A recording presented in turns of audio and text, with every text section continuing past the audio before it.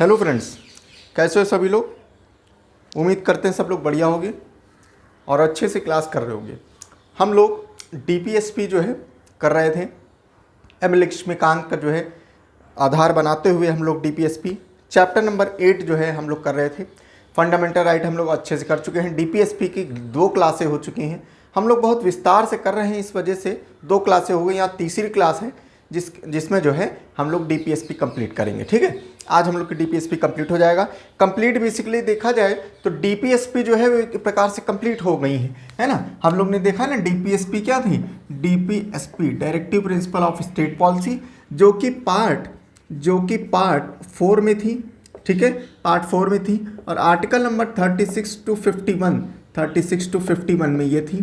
Clear है, ये तुम्हारी डीपीएसपी थी और इसको हम लोग आर्टिकल नंबर 51 तक कर चुके हैं। ठीक है, लेकिन चूंकि एम लक्ष्मीकांत को जो हम लोग रेफरेंस ले रहे हैं तो एम लक्ष्मीकांत में क्या है, समझाने वाला चीज़ें ज़्यादा हैं और उसको एक मतलब ऐसा नहीं होता है जैसे छोटे बच्चे जैसे पढ़ते हैं या नॉर्मल बच्चे पढ़ते हैं जैसे छोटी छोटी किताबों में। तो वहाँ क्या होता है, आर्टिकल होता है और उसका इलेबोरेशन होता है। इलेबोरेशन भी नहीं, इस आर्टिकल में क्या दे रखा है सब्जेक्ट, बस इतना ऐसे होता है। तो वो चीज़ हम लोग ने थोड़ा यहाँ पर मिस किया होगा जो बच्चे छोटी एग्ज़ाम की तैयारी कर रहे होंगे। ठीक है, लेकिन जो अच्छे लेवल की कर रहे हैं, यूपीएससी की कर रहे हैं, स्टेट पीसीएस कर रहे हैं, उनके लिए तो सब समझ में आया होगा। हम बहुत अच्छे से इसको लेके चले हैं। ठीक है, आज हम लोग इसके आगे कर चलते हैं।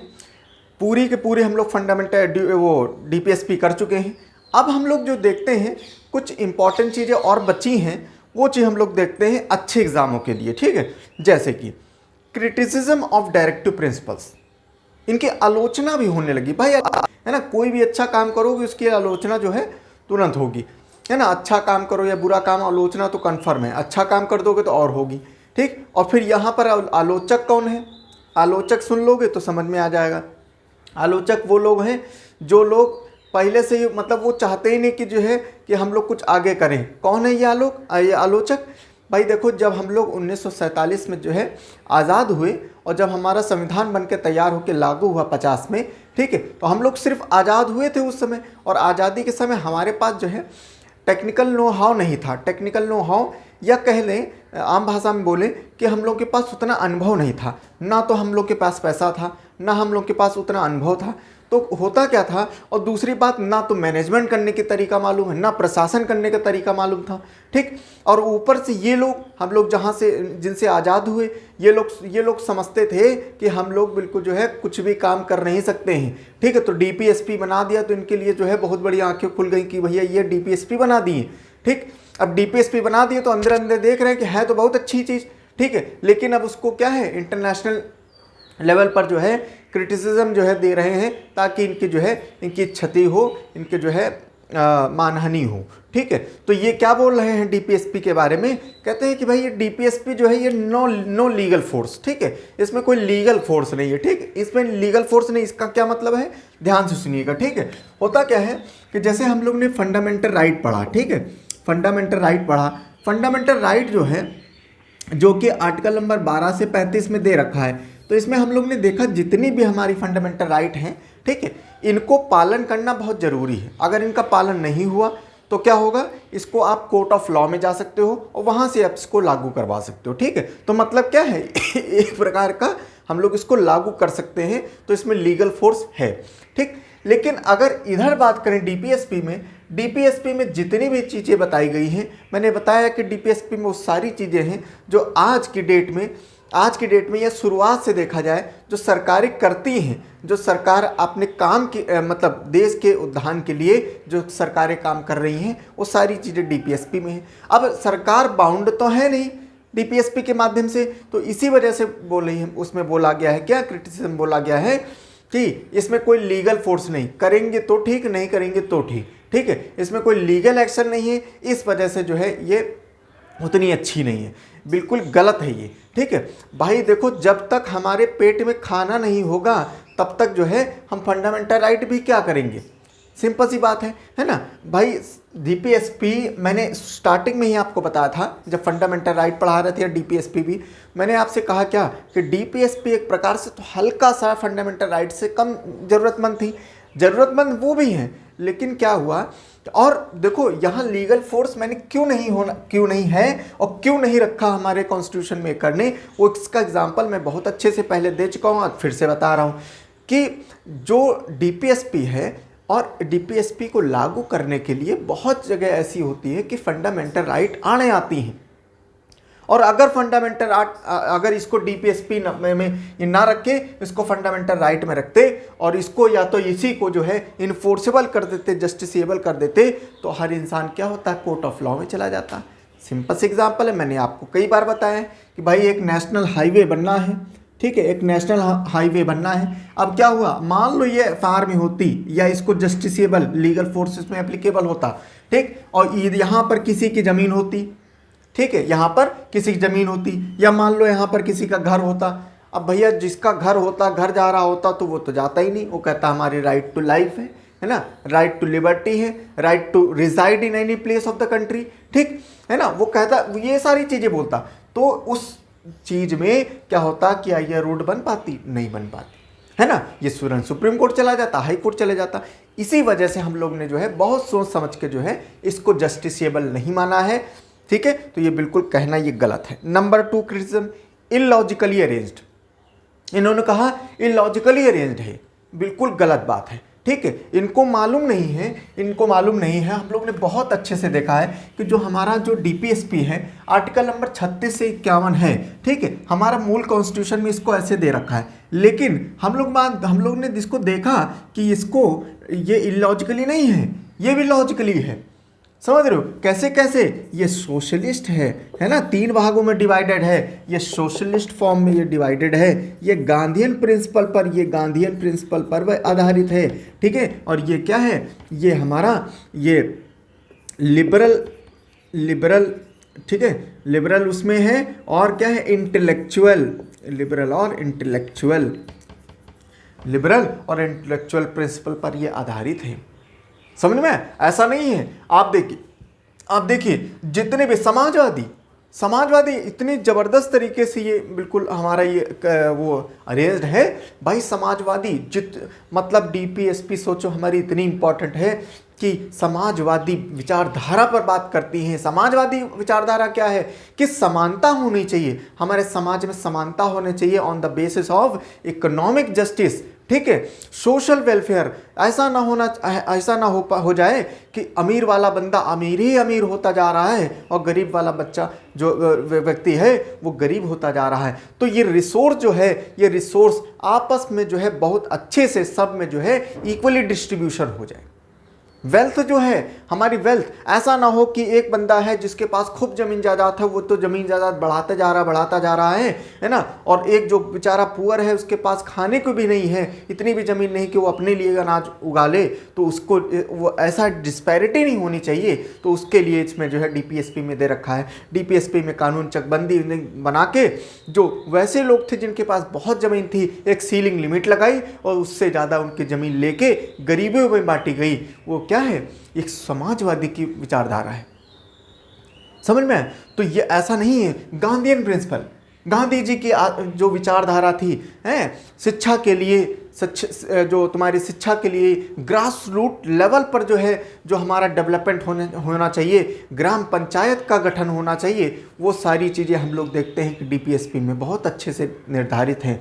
लिबरल एटीट्यूड, लिबरल, हर चीज़ में लिबरल होना चाहिए और ऐसी हमारी पॉलिसीज़ बने, ऐसी पॉलिसीज़ बनाई जाएं ताकि हमारा एटीट्यूड लिबरल हो और हमारे यहाँ जो काम करने का तरीका हो वो सुलभ हो, ताकि वहाँ से बाहर से विदेशों से एफडीआई आएगा तो हमारे यहाँ भी रोज़गार मिलेगा और हमारी सरकार को टैक्स भी मिलेगा और मुनाफा भी होगा। क्लियर है? तो ये सारी चीज़ें, इंटरनेशनल पीस को मेंटेन रखना, जुडिशरी को सेपरेट करना एग्जीक्यूटिव से, ये सारी चीज़ें क्या है, लिबरल एटीट्यूड, इंटेलेक्चुअल एटीट्यूड में जो है ये सारी डीपीएसपी में झलकती हैं। ठीक है, आता है कॉन्स्टिट्यूशनल कॉन्फ्लिक्ट। ठीक है, ये सारी चीज़ें, ये सब वो है हमारे क्रिटिसिज्म है और इसको जो है ये सारी चीज़ें हम लोग ने देख लिया। अब आते हैं हम लोग जो है कि डीपीएसपी जो हमारी है, ये डीपीएसपी का रोल क्या है। ठीक है, हमारे संविधान में इसका रोल क्या है या हमारे समाज में इसका रोल क्या है, ये चीज़ बहुत इंपॉर्टेंट। जरा एक एक चीज़ें हम लोग ध्यान से पढ़ते हैं। दे facilitate stability and continuity in domestic and the foreign policy in the political, economic, social welfare in spite of the changes of the party in power। बहुत इंपॉर्टेंट बात। आप देखिए, ये डीपीएसपी अगर ना होती तो क्या सिचुएशन होता, डीपीएसपी का कितना इंपॉर्टेंट रोल है। आप देखिए, हमारे इंडिया में क्या है, डेमोक्रेसी है। डेमोक्रेसी है मतलब क्या होगा कि कोई भी पार्टी आएगी, ठीक है, पार्टी आई 5 साल के लिए, ठीक है, 5 साल के लिए कोई पार्टी आई। अब 5 साल के लिए पार्टी आई तो इस पार्टी ने क्या किया, अपनी उसकी खुद की विचारधारा होगी, उस विचारधारा के आधार पर इसने कुछ काम किए, ठीक है, कुछ अच्छे अच्छे काम किए। मान लो एग्जाम्पल ले रहा हूँ, बहुत ध्यान से सुनिएगा, ठीक है। इसने क्या किया, इसने सोचा कि हमारा जो देश है, उस देश के उद्धार के लिए एक ऐसी कुछ योजनाएं बनाए, देश के ओवरऑल डेवलपमेंट के लिए एक कमीशन बनाते हैं, और वो कमीशन क्या करेगा, एक प्लान तैयार करेगा।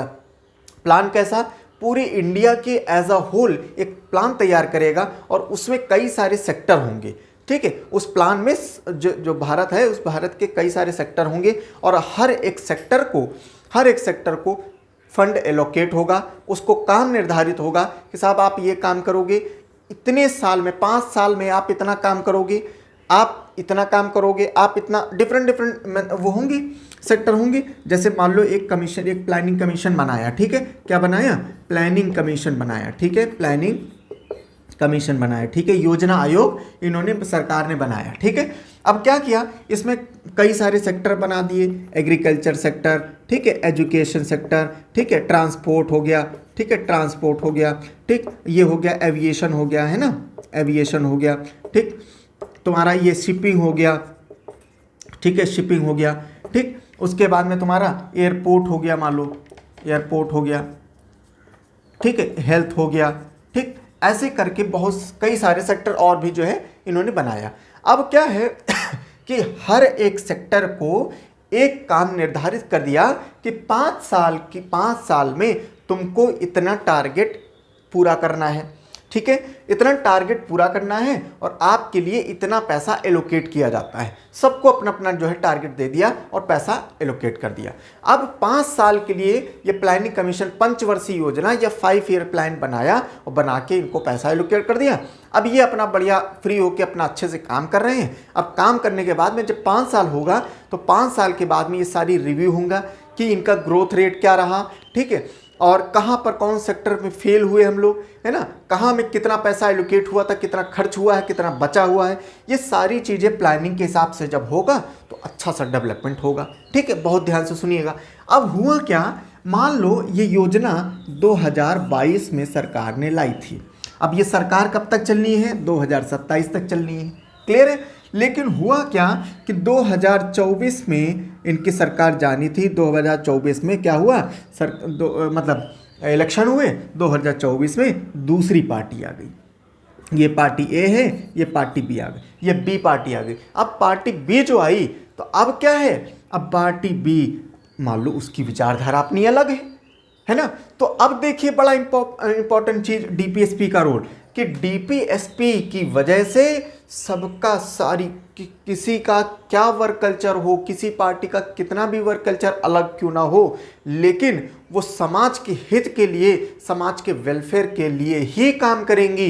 वो तरीका अलग हो सकता है लेकिन काम वही है, ठीक है। जैसे अब मान लो दूसरी पार्टी आ गई, तो दूसरी पार्टी क्या है, यही जितने भी प्रोग्राम जो चल रहे थे वो सारे के सारे प्रोग्राम चलते रहेंगे। हाँ, ये हो सकता है कि सरकार अपना क्रेडिट लेने के लिए क्या कर सकती है, उसका हो सकता है नाम बदल दे, है ना, उस योजना का नाम बदल दे, है ना, उस कमीशन का नाम बदल दे, या कुछ और काम कर दे, लेकिन जो है काम जो है वो वही चलते रहेंगे। अगर डीपीएसपी ना होती, सोचो तो क्या होता भाई, पता चला उस पार्टी की विचारधारा बिल्कुल अलग है, उन्होंने कहा नहीं ये सब काम बिल्कुल गलत हो रहा है, हमारे मैनिफेस्टो में जो है, हमारी सोच में जो है ये एविएशन आता ही नहीं है, हम तो ट्रेन वाले हैं। पता चला कि रेल को ज़्यादा वो कर रहे हैं और एविएशन को बिल्कुल ख़त्म कर दिए, या एविएशन को कर रहे हैं, ट्रेन को ख़त्म कर दिए। तो कुल मिला के ये सारी योजनाएं बिल्कुल ख़त्म हो जाती है अगर डीपीएसपी ना होता। समझ में आया? तो चाहे पार्टी चेंज हो और चाहे ना हो, लेकिन योजना चलती रहती है, भले ही उसका जो है नेचर भले बदल जाए। ठीक है। Number 2, they are supplementary to fundamental right of the citizen, they are intended to fill the vacuum of the part 3 providing the social and economic right. बहुत इंपॉर्टेंट चीज। डीपीएसपी क्या है? डीपीएसपी एक प्रकार से बोला गया है इसमें कि फंडामेंटल राइट जो है वो फंडामेंटल राइट का जो कुछ बचा कुचा चीज है, अगर उसमें कोई स्पेस है, कुछ चीज बच जा रही है ना, तो वो काम जो है, वो स्पेस जो है, वो कौन पूरा कर रहा है? डीपीएसपी कर रहा है। कैसे कर रहा है? ध्यान से सुनिएगा भाई। देखो, फंडामेंटल राइट मैंने आपको क्या बताया कि फंडामेंटल राइट क्या है? लीगली ये पॉलिटिकल इन नेचर होती है। ठीक है। कैसी होती है? ये पॉलिटिकल इन नेचर होती है, पॉलिटिकल इन नेचर होती है। ठीक है। अब फंडामेंटल राइट क्या है? अगर इनको पूरा नहीं करोगे तो क्या होगा? वो हो जाएगा, आप हाई कोर्ट सुप्रीम कोर्ट चले जाओगे। ठीक है। लेकिन डीपीएसपी क्या है ना? डीपीएसपी में आप ये कोई नॉन जस्टिसेबल है। ठीक है, नॉन जस्टिसेबल है। दूसरी बात, ये पॉलिटिकल नेचर की है और ये कैसी है? ये इकोनॉमिक और सोशल लेवल की है। ये सोशल प्रिंसिपल पर आधारित है और ये क्या है? तुम्हारा पॉलिटिकल उस पर आधारित है। देखिए, आपको मैंने बताया ना कि जब पेट में खाना नहीं होगा ना, तो आप जो है आप फंडामेंटल राइट नहीं मांगोगे। समझ रहे हो? आप ये फंडामेंटल राइट में नहीं मांगोगे। आपको जो है सबसे पहले जो है आपको भोजन चाहिए, आपको रहने के लिए छत चाहिए, घर चाहिए, है ना, और पहनने के लिए कपड़ा चाहिए। ठीक है। और नहीं तो आपको मैं बता दूं, ये डीपीएसपी इतना इम्पोर्टेंट है, मैं कहूँगा, मैं ये कहूँगा, और कई सारे ऐसे महान आदमी ने ये चीज़ बोला है कि डीपीएसपी जो है, डीपीएसपी और फंडामेंटल राइट ये कोई अलग अलग नहीं है। ये क्या है? ये एक ही रथ के दो पहिए हैं। अगर एक नहीं होगा तो दूसरा बेकार, और दूसरा नहीं होगा तो पहला बेकार। समझ में आया? तो इस वजह से ये क्या है? ये दोनों ही एक दूसरे के पैरेलल चलती है। ये कोई ऐसा नहीं है कि ये बड़ी है ये बड़ी है। कैसे? जरा ध्यान से सुनिएगा। अब होता क्या है, जैसे मैं एग्जांपल दूं, और मैंने बताया है आपको, जब आपके पेट में खाना नहीं होगा ना, तो डीपीएस ये आपके फंडामेंटल राइट जो है, कोई इसकी कोई ज़रूरत ही नहीं है। और आप देखिए, पहली बात आप देखिए, इसका क्या है कि जब आपके पेट में खाना होगा, जब आप अच्छे से आप कपड़े पहनोगे, आप जो है हर चीज़ में सोशली आप इम्प्रूव हो चुके हो, इकोनॉमिकली आप इम्प्रूव हो चुके हो, तब आप देखोगे कि फंडामेंटल राइट जो है अब सब हमारी अवहेलना हो रही है। तो अब इनका भी हम लोग देखते हैं। कैसे? एग्जाम्पल लेके मैं आपको समझा रहा हूँ। दो आदमी हैं, ठीक है, बहुत ध्यान से सुनिएगा, ठीक है। और ज़्यादातर क्या होता है? ज़्यादातर किसकी अवहेलना कहाँ होती है? डीपीएसपी फंडामेंटल राइट की। कहाँ पर होती है? रूरल एरिया में ज़्यादातर फंडामेंटल राइट की। कैसे? देख लो, एक मैं रूरल एरिया ले रहा हूँ और एक मैं अर्बन एरिया ले रहा हूँ। ठीक है, अर्बन एरिया में ले रहा हूँ। अब होता है, मिस्टर ए है, मिस्टर बी है। ठीक है, मिस्टर ए, मिस्टर बी।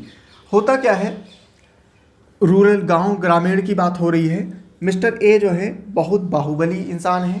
ठीक है, बहुत बाहुबली इंसान है ये मिस्टर ए। ठीक है। और इसके विपरीत में मिस्टर बी जो है बहुत ही निर्धन है। ठीक है, ज़्यादा पैसा नहीं है, सामाजिक रूप से भी बहुत ज़्यादा पिछड़े हुए हैं। ठीक है। मिस्टर बी हैं, ये काम करते हैं दिहाड़ी पर इनके यहाँ। ठीक है, मान लो गांव स्तर में दिहाड़ी चल रही है, 500 रुपया चल रही है। ठीक है, ध्यान से सुनिएगा, गांव स्तर में दिहाड़ी 500 रुपये में चल रही है।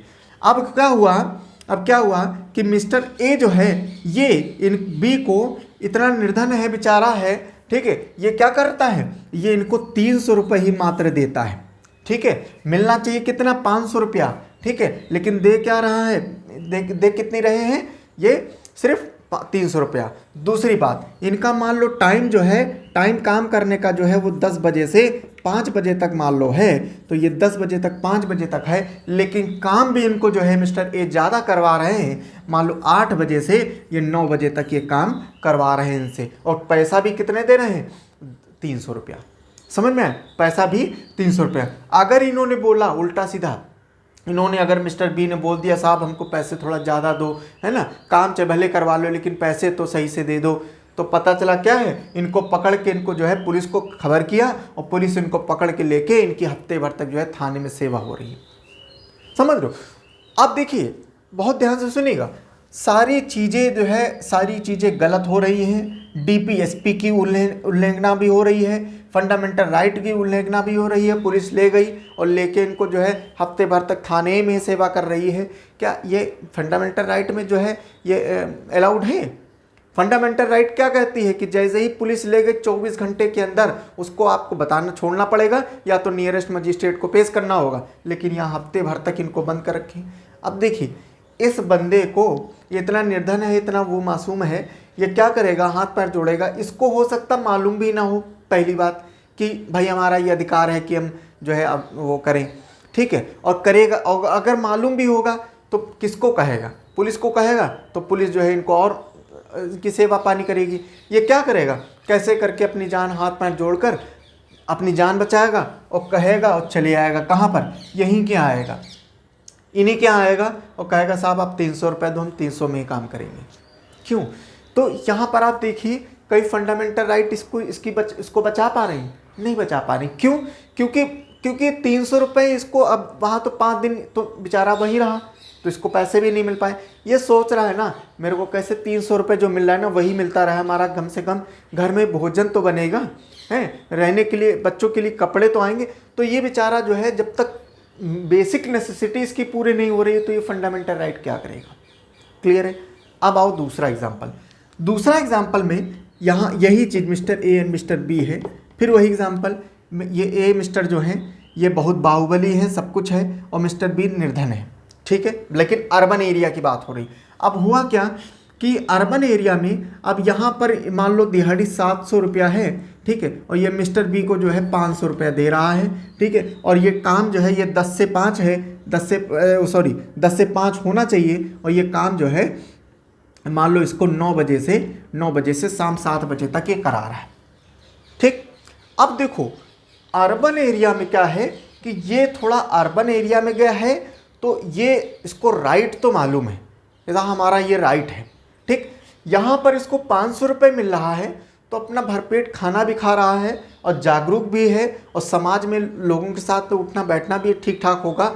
तो ये बंदा, मैं हमेशा नहीं कह रहा हूँ, लेकिन यहाँ पर अगर इसकी अवहेलना हुई, यहाँ पर इसको अच्छे पैसे मिल रहे हैं, यहाँ पर इसको मान लो 500 नहीं इसको 700 ही रुपये मिल रहे हैं, है ना, तो ये क्या है बंदा, जब इसका संपन्न है, सोशली ये अच्छे से संपन्न है, इकोनॉमिकली भी यहाँ पर संपन्न है, तो ये क्या करेगा, यहाँ सब नहीं तो मगर 10 में से देखा जाए तो 10 में से 2 या 3 लोग तो ऐसे बंदे होंगे जहाँ पर इनकी राइट का अवहेलना हो रही, तो ये क्या है, एक्शन पर आ जाएंगे, यहाँ पर एक्शन पर आ जाएंगे, ठीक। तो यहाँ पर एक्शन पर कब आया, जब वो सोशली बढ़िया स्ट्रांग था, जब वो मेंटली बहुत बढ़िया स्ट्रांग था और जो इकोनॉमिकली स्ट्रांग था, तब जाके वो आया। तो मेंटली और सोशली कौन स्ट्रांग बनाया? डीपीएसपी ने बनाया। क्यों? डीपीएसपी में कहा है क्या, equal pay for equal work और मिनिमम वेजेस में जो है, तो इसको मालूम है हमारा मिनिमम वेजेस क्या है, हमारे यहाँ 700 चल रहा है तो ये 700 की डिमांड करेगा और 700 ये लेगा, समझ में आया। लेकिन यहाँ गांव स्तर में क्या है, मतलब कुल मिला के कहने का मतलब ये है कि अगर इकोनॉमिकली और सोशली आप अच्छे से हो तब जाके आप फंडामेंटल राइट की तरफ जाओगे, और नहीं तो फंडामेंटल राइट है और आपके पेट में खाना नहीं तो आप उसको क्या करोगे, समझ में आया। यही कारण है कि डीपीएसपी को आप पार्ट 4 में रखा गया है और फंडामेंटल राइट 3 में भी रखा गया है, ठीक है, ये चीज़ भी है, बहुत ध्यान से समझिएगा, ठीक है। Their implementation creates a favorable atmosphere for the full and proper enjoyment of fundamental right by the citizen. Political democracy without economic democracy has no meaning, ठीक है। जो चीज़ें मैंने आपको बताया है वही सारी चीज़ें इसमें दे रखा है कि इनका कोई मतलब नहीं होता फंडामेंटल राइट का, अगर ये, क्योंकि ये फंडामेंटल राइट क्या है, ये पॉलिटिकल नेचर की है, हमको खाने को नहीं दे रही है, ये क्या है, ये रिस्ट्रिक्शन फॉर्म में है ना, ये मगर क्या है, इकोनॉमिक और सोशल फॉर्म में है। हमारा जब इकोनॉमिक और सोशल फॉर्म जब अच्छा हो जाएगा तो हम अपनी फंडामेंटल राइट को जो है उसको भी जो है आगे ध्यान देंगे, ठीक है। They enable the opposition to exercise influence and control over the operation of the government. The opposition can balance blame the ruling party on the ground that its activity are oppose to the directive principle. बहुत अच्छा important part है, आप इसको देखते भी हो साक्षात रूप से, ठीक है। आपने देखा होगा हमारे यहाँ क्या डेमोक्रेसी है, डेमोक्रेसी है, दो पार्टी है मान लो, ठीक है, दो पार्टी है, पार्टी ए और पार्टी बी।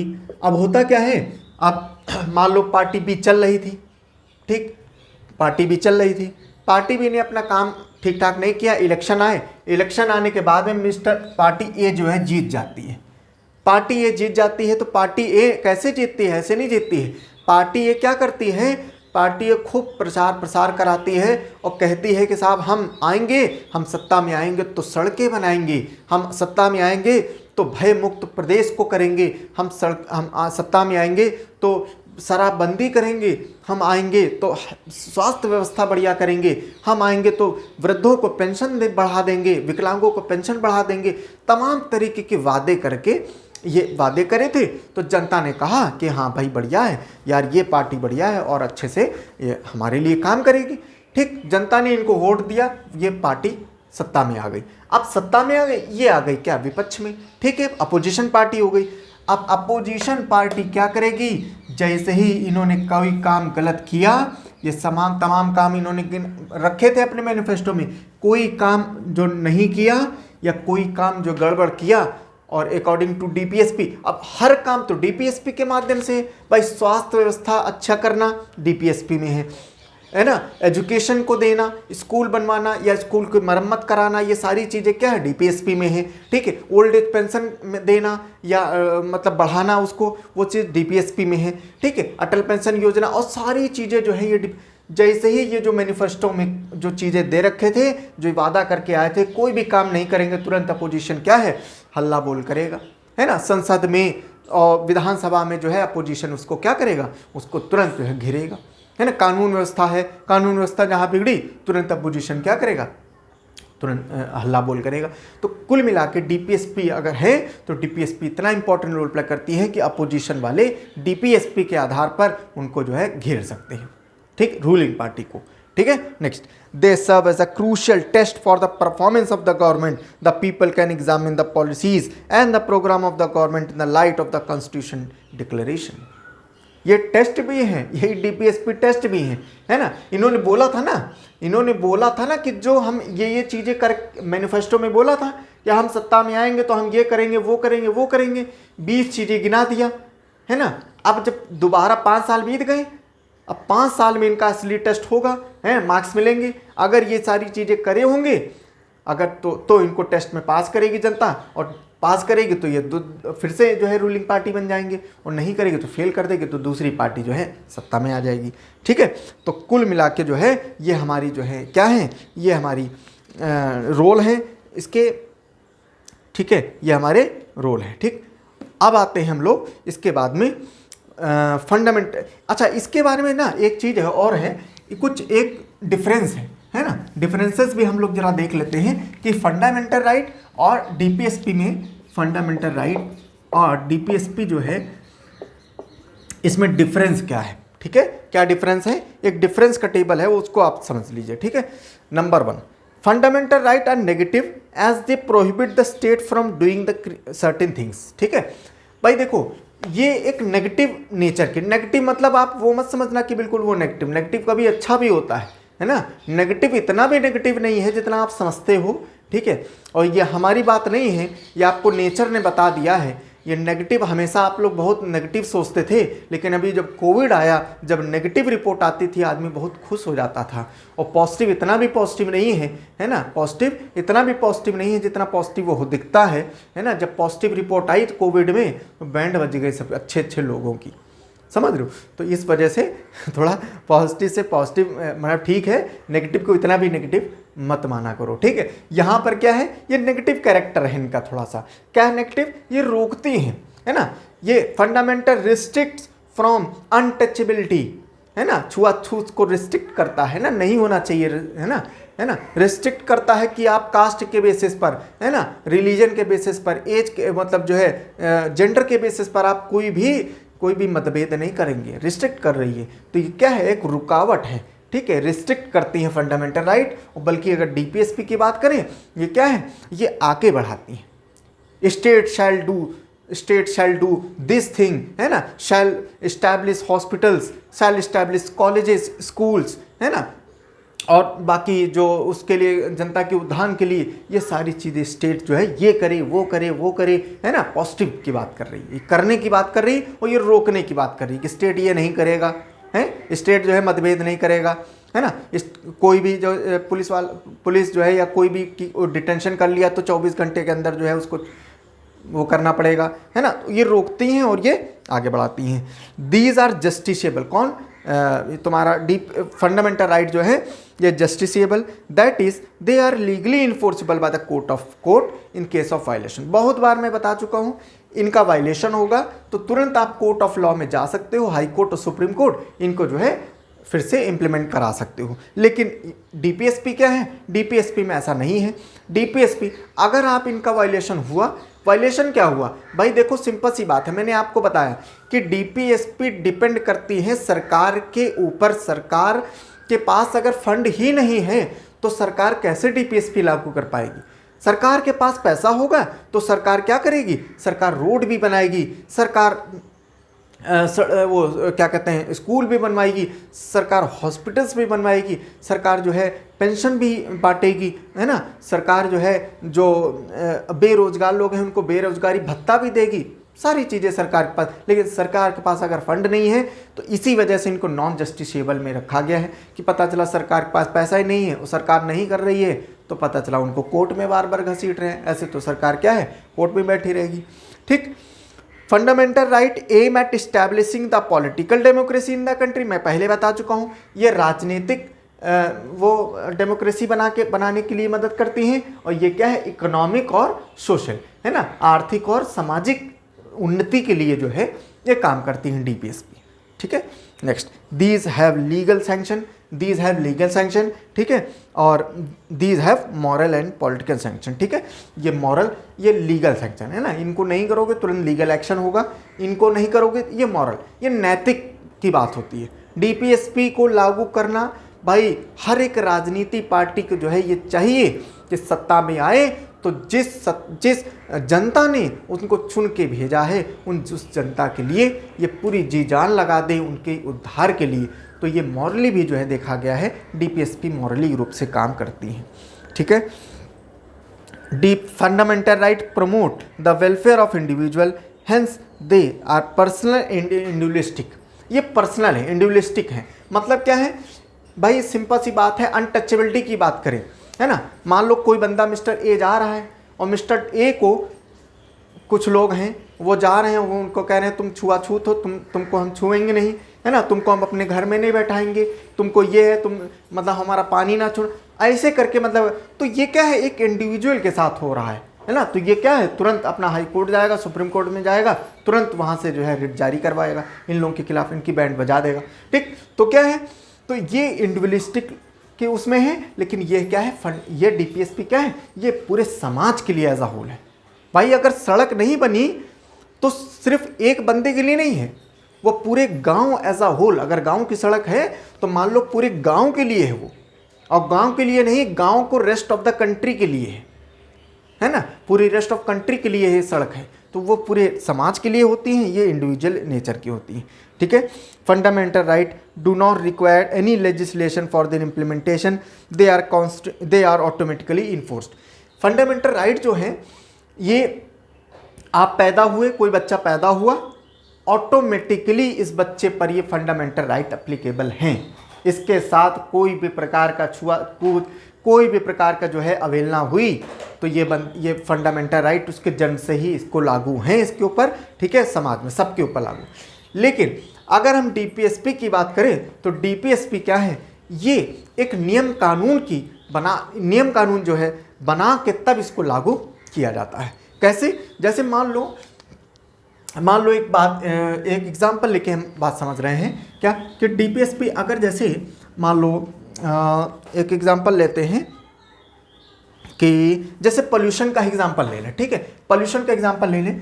ठीक, कि सरकार ने बताया कि जो है पोल्यूशन कंट्रोल, मान लो मैं एक रफ फिगर ले रहा हूँ, ठीक है, कि अगर 10 ठीक है, जिस यूनिट में ये नापा जाता है, ठीक है, आप देख लेना पार्टिकुलेट मैटर में, ठीक है, 10 PM, ठीक, 10 PM। अगर सरकार ने, अब सरकार को पता चला समाज में पॉल्यूशन बहुत हो रहा है, ठीक है, सराउंडिंग में पॉल्यूशन बहुत हो रहा है। अब सरकार ने क्या नियम कर दिया कि भाई 10 पार्टिकुलेट मैटर PM के ऊपर अगर पॉल्यूशन गया, ठीक है, अगर पॉल्यूशन गया, एक सरकार ने एक नियम बना दिया कि अब इस पॉल्यूशन को रोकने के लिए कि 10 से ऊपर गया तो मतलब वो खतरे वाला है ना। तो सरकार ने एक नियम बना दिया कि अब क्या होगा, अब हमारे जो मतलब उसमें है, जैसे मान लो दिल्ली की अगर बात करें तो दिल्ली में क्या होता है, पॉल्यूशन की बड़ी समस्या है। तो उस समय क्या होता है, सरकार क्या करती है, खासकर इसमें दीपावली के समय अक्टूबर नवंबर में ये इवन ऑड का फॉर्मूला चलता है ना, इवन ऑड का मतलब एक दिन इवन गाड़ियां चलेंगी, एक दिन ऑड गाड़ियां चलेंगी, ठीक है। तो क्या करती हैं ये पॉल्यूशन, तो इन्होंने क्या किया, इस इवन ऑड को लाने के लिए, मतलब पॉल्यूशन को रोकने के लिए इन्होंने क्या किया, कानून बनाया। अब कोई इवन वाले दिन ऑड वाला बंदा चला जाएगा तो क्या होगा, तुरंत उसके ऊपर कार्रवाई होगी, है ना। तो ये क्या है, कानून बना के, एक्ट बना के इसको लागू किया जाता है DPSP को, और वो ऑटोमेटिकली लागू, उसके लिए कोई एक्ट नहीं बनाना।